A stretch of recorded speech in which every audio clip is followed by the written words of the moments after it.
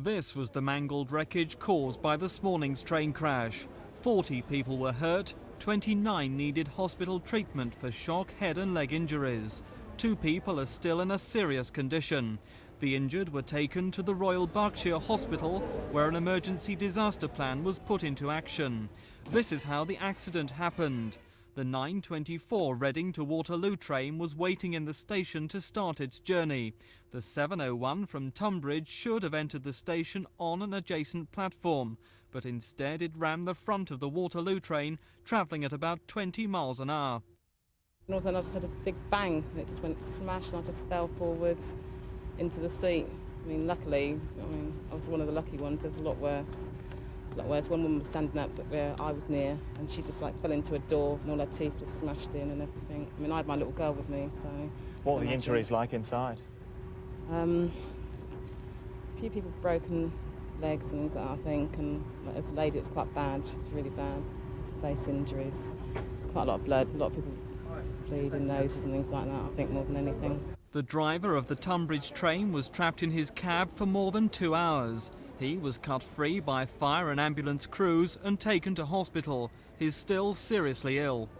We actually removed him by prising open the entrapment. There were a number of items such as the control point that he was working at, his seat, that had to be removed before we can get him out. What sort of condition was he in?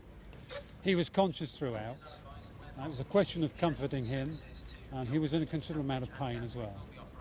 The most serious has been the driver with lower leg injuries. We've had 6 stretcher cases with lower limb fractures, whiplash and shock, and 25 other patients with minor injuries such as abrasions, whiplash, shock, and 1 or 2 bumps as they've come forward off the seats. Must be some pretty nasty scenes for your officers. Yes, fortunately we had an exercise on May the 20th of a derailment of a train. British Rail launched an immediate inquiry but wouldn't speculate as to what caused the crash. It's possible points failed or there was some kind of human error. BR's inquiry will centre around this signal box which controls the points. Passenger watchdogs have already called for a full safety review. Investigators are already looking into the circumstances so that we can establish as quickly as possible exactly what it was that caused this, because in fact the train that was coming into the station should have gone on to another platform alongside this train. It shouldn't have been going in on the same line.